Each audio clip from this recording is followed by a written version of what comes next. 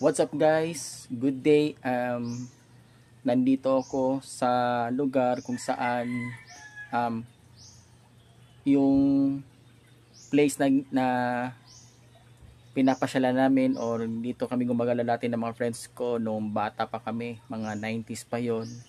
At ito, curious lang ako kung ano na meron sa loob kasi mahigit 30 years ko na siyang hindi napapasok. Kasi nga umalis ako papuntang Manila. At nung nakabalik na ako, hindi ko pa rin siya napapasok ulit. Kaya ito, papasukin ko para malaman natin kung ano yung meron na sa loob ngayon. Okay, let's go!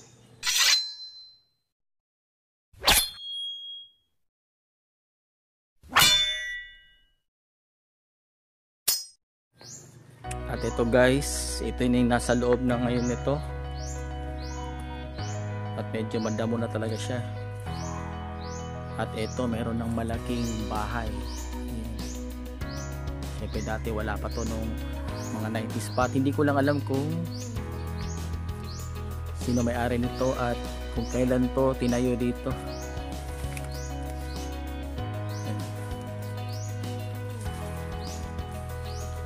Ako naman naka boots, just in case lang, naka boots tayo. Protection. Wow, malaki na talaga pinagbago.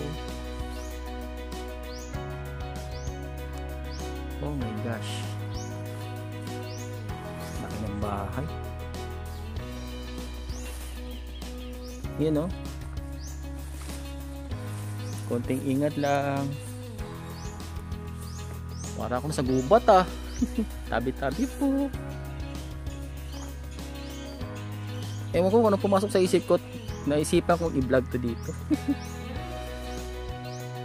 Adventure na rin. Curious lang ako kasi matagal ko nang hindi napapasok kung lugar na to. Yan yung gate dito. Yan.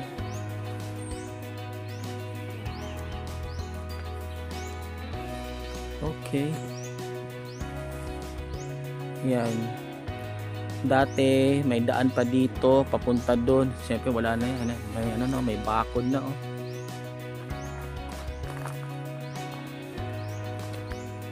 Dahan-dahan lang ng paling ng camera. Yan yung loob. Siyempre di ko napapasukin yan. Dito lang ako banda. Yan siya. Maganda mag-vlog dito pag gabi kung talaga matapang ka. Exploring.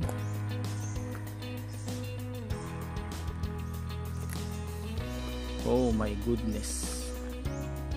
Dahan-dahan lang. Grabe. Ang tataas sa mga puno.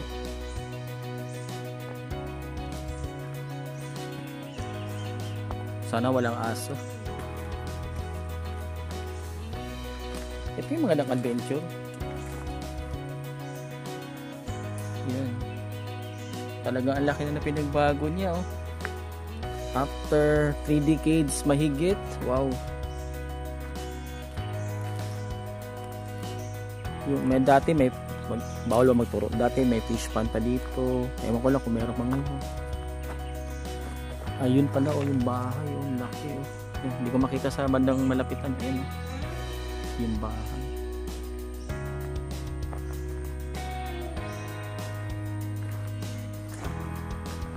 Dahan-dahan lang. Sorry po.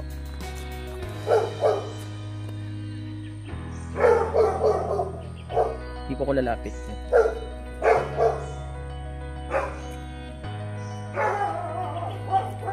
Ang laki ng aso doon. Buti lang talaga nag-boots ako. Nakakatakot. A few moments later. Okay guys, sorry kinat ko kanina. Natakot lang ako sa aso. Ang lalaki kasi. Oops. Medyo madulas talaga guys. Kaya dandahan lang. Yan. Dandahan lang. Ang lalaki ng aso guys. Doberman yata to Yan, napapala. Natitindaan na papunta doon. Hindi na ako pupunta dyan, baka talunan ako ng aso, mahirap na. Aso, hanggang dito lang pala talaga to. Dito may bahay.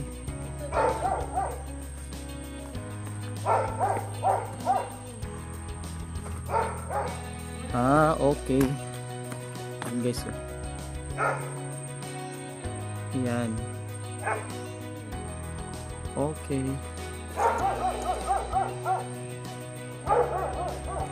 May kubo dito. At ayan.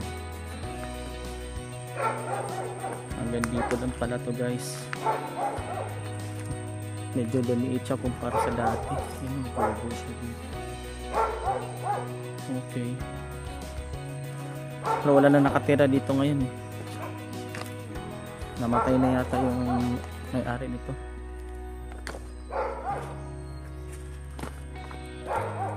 Yan. Exploring lang ako guys. In-explore ko lang siya. Okay. Curious lang ako. Meron daw meron daw mas mahaba pa nito may mas malaki na tabing dagat pero di dito yung daan, doon pa sa kabila at wala na rin akong balak puntahan yun. Ito natinlay ko yung explore dito kasi yun nga, 30 years mahigit ko nang hindi napuntahan dito at ito yung pinagbago niya. Okay, alright guys, it's end of my vlog na at hindi ko na vlog yung pag out ko dito kasi medyo madulas yung daan at nadulas ako kanina, hindi ko lang na i-vlog talaga. And okay, thank you so much for watching. This is Labits TV from Osami City. Peace out.